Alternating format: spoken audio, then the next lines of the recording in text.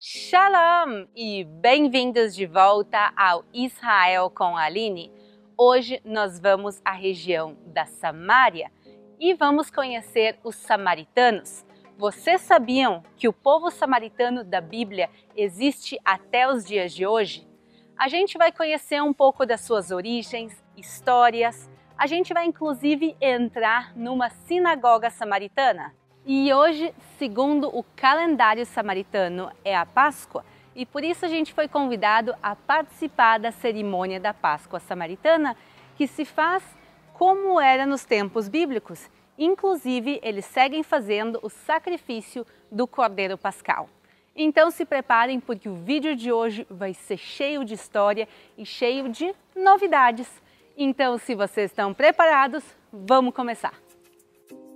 Vamos começar aqui no Monte Gerizim, que é o Monte da Bênção, segundo a própria Bíblia, e é o local mais sagrado e mais importante do mundo para os samaritanos.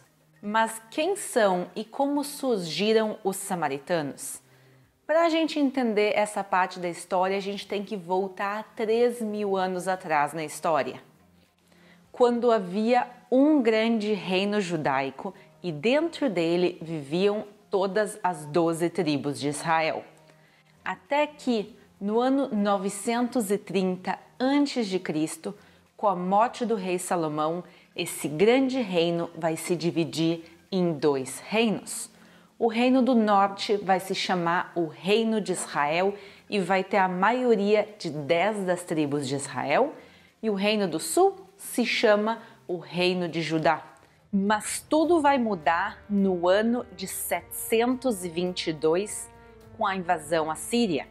Eles destroem o Reino de Israel e vão pegar as 10 tribos de Israel que viviam lá e mandar elas para o exílio.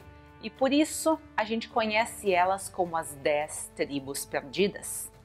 E os assírios também trazem outros povos da região para viver no lugar onde as tribos de Israel viviam. Segundo a tradição samaritana, eles são os remanescentes do reino de Israel. Quer dizer que quando os assírios expulsam as 10 tribos, eles não expulsam todo mundo, e sim que parte das tribos de Menassê, Efraim e Levi seguiram vivendo nessa região e que eles são os samaritanos. A própria Bíblia nos relata que sim, haviam remanescentes das 10 tribos de Israel que nunca foram expulsos. Mas parte do reino de Judá, o reino do sul, principalmente depois da volta do exílio da Babilônia, acreditavam que os samaritanos, eles sim se misturaram com populações trazidas pelos assírios e que eles não eram 100% parte do povo e das tribos de Israel. E assim começa uma rixa entre os samaritanos e o resto do povo de Israel que vivia no reino de Judá. Os samaritanos têm como livro sagrado a Torá samaritana, que é o Pentateuco samaritano, e ele é quase idêntico ao Pentateuco judaico, quer dizer, os 5 primeiros livros da Bíblia judaica, com 2 grandes diferenças. O primeiro é o idioma, a gente vai ver mais tarde na sinagoga, mas eles escrevem os livros deles em samaritano até os dias de hoje, e a segunda diferença é o Monte Gerizim, que é onde nós estamos agora. A Bíblia, tanto judaica, cristã como samaritana, todo mundo concorda que quando o povo de Israel entra na Terra Prometida, junto com Josué, este aqui é o Monte da Bênção, e que o Monte Ebal, que está bem na nossa frente, ele é o Monte da Maldição. Mas, segundo os samaritanos, esse monte é muito mais que isso.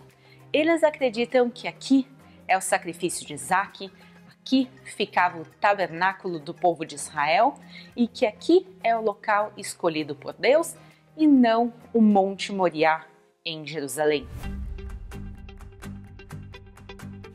E por causa da santidade desse lugar para os samaritanos, eles constroem aqui no século V, quer dizer, na época persa de Israel, eles constroem exatamente aqui um templo enorme. Ele tinha 20 metros por 21 metros e nas escavações arqueológicas, quando se encontrou esse local, se viu que se encaixa com a descrição bíblica de um templo judaico. As pedras, por exemplo, são colocadas pedra sobre pedra, sem nenhum cimento entre as pedras, sem nenhum tipo de selante, da mesma maneira que foi construído também o Templo de Jerusalém. E esse templo samaritano gigantesco, as paredes dele tinham 8 metros de altura e a parte interna não tinha nenhuma divisão de salas e nem de espaços, como também o próprio Templo de Jerusalém também, a área interna era um grande espaço e a divisão era feita pela parochet, por um pano. E por isso a gente encontra aqui também esse espaço sem nenhuma divisão na época que isso aqui era um templo samaritano. E esse templo samaritano vai ser ainda maior no período helenístico, quer dizer, há mais ou menos 2.200 anos atrás, eles ampliam o lugar e toda essa área externa é parte dessa ampliação samaritana do período helenístico. Infelizmente, o templo samaritano vai ser destruído. O lugar segue sendo sagrado para eles até os dias de hoje. E no período bizantino foi construída aqui também uma igreja octagonal, que a gente está vendo ela agora. Ela parece esse edifício circular aqui no centro. Essa zona que a gente está vendo também é sagrada para os samaritanos, porque segundo eles, aqui é o local que Josué vai construir o altar de 12 pedras. A gente sabe que ele vem até o Monte Gerizim com o povo de Israel. E segundo a tradição samaritana, esse é o local exato onde ele faz esse altar.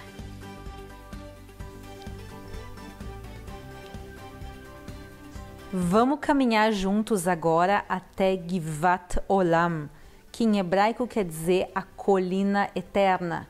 E segundo a tradição samaritana, esse é o centro espiritual do mundo. Eu sei que às vezes é impressionante pensar que o lugar é tão simples hoje em dia, mas para o povo samaritano, esse é o centro espiritual do mundo. E o lugar mais impressionante de todos, na minha opinião, é esse local aqui tão simples. Segundo a tradição samaritana, aqui é o local do sacrifício de Isaac. Segundo a tradição judaico-cristã, o sacrifício ou quase sacrifício de Isaac acontece no Monte Moriá, hoje em dia em Jerusalém, mas para os samaritanos essa passagem acontece aqui no Monte Gerizim e mais especificamente nesse ponto aqui, atrás dessa cerca. E aqui, aos pés do Monte Gerizim, a gente vê que tem uma cidade que se espalha, que ela é enorme. Essa é a cidade bíblica de Shem, também conhecida em português como Siquém. Então a gente vê como às vezes tem lugares bíblicos tão perto um do outro. Agora a gente vai descer da parte histórica do monte e a gente vai para Kriat Luza, que é essa parte moderna onde a maioria dos samaritanos vivem hoje em dia. E aqui a gente já vê a entrada da sinagoga mais importante desse lugar. E como toda sinagoga samaritana, a gente vai entrar de pés descalços. E olhem que legal, vejam quem está aqui na sinagoga agora, é um grupo de visitantes judeus que vieram conhecer a cultura e história samaritana. Os dois rapazes no fundo de pé, eles são samaritanos, e a gente vê então como as relações hoje em dia são boas entre os povos. Outro exemplo da coexistência entre os povos é que os samaritanos enviam suas crianças a estudarem no sistema de educação israelense, quer dizer, eles estudam lado a lado com alunos judeus, e também parte dos samaritanos servem no exército de Israel, quer dizer, eles defendem o Estado de Israel. Aqui eles abriram uma Torá samaritana para que a gente possa ver. Os textos sagrados e toda a sinagoga está escrita em samaritano, apesar disso, a maior parte deles são trilingües. Eles falam tanto o hebraico como o árabe, como, claro, o idioma deles, que é samaritano, que também é um idioma semita. atrás desse pano verde fica o Aron HaKodesh, que é o local onde a Torá e os livros sagrados ficam guardados no dia a dia. Mas agora vamos sair da sinagoga e vamos até o local onde vai acontecer o principal evento do dia de hoje. E aqui a gente já consegue ver as preparações para o sacrifício da Páscoa que vai acontecer daqui um pouquinho.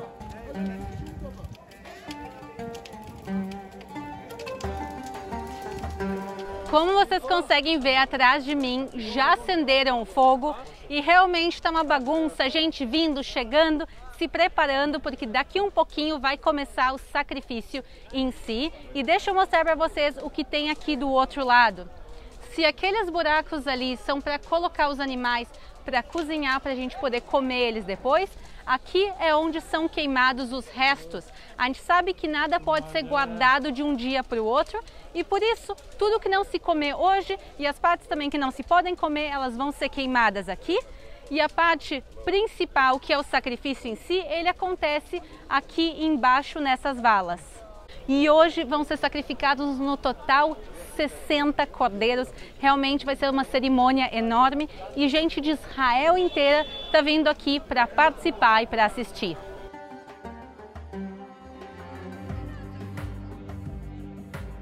O momento está chegando, pessoal. A gente já pode ver aqui os animais que estão chegando. No total, como a gente falou, vão ser 60 cordeiros sacrificados. E a comunidade samaritana, vocês podem ver também nas imagens aéreas, eles estão todos vestidos de branco, com exceção de alguns sacerdotes que estão com roupas de diferentes cores. E os sacerdotes samaritanos também são descendentes de Arão. Arão, o irmão de Moisés, que viveu há mais de 3.200 anos atrás. E aqui reunida toda a comunidade samaritana, que são por volta de 850 pessoas. Mas como pode ser se nos tempos bíblicos se calcula que eles eram por volta de 1 milhão de pessoas? O que acontece é que, infelizmente, no período muçulmano, principalmente na época do Império Turco-Otomano, eles vão ser massacrados pelos governos da época.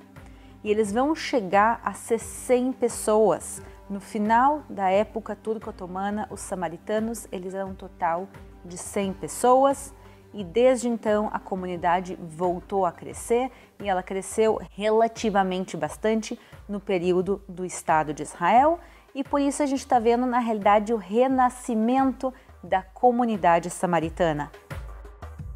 E a maior parte dos samaritanos hoje em dia moram em 2 cidades. Uma é aqui no Monte Gerizim e a outra é em Holon, que fica próximo de Tel Aviv. E agora sim está começando a cerimônia da Páscoa.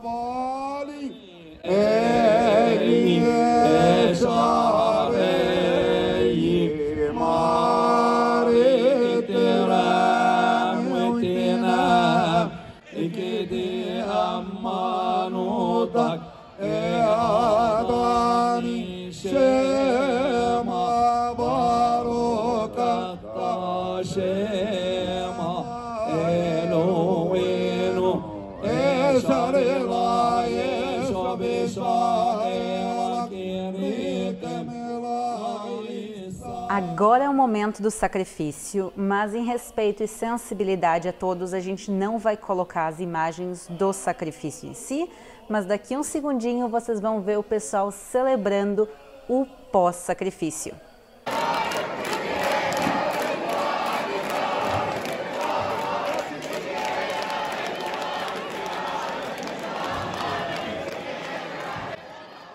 Agora eles vão pegar, marcar suas testas e passar com pratos cheios de pão ázimo e também ervas amargas, como está escrito no livro de Números, que tem o cordeiro pascal, as ervas amargas e o pão ázimo.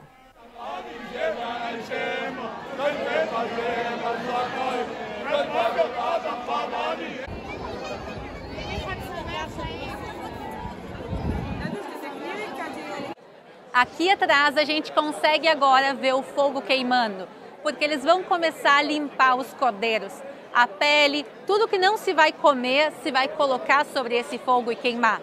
e a carne ela vai ser levada até os buracos, onde ela vai ser assada por algumas horas.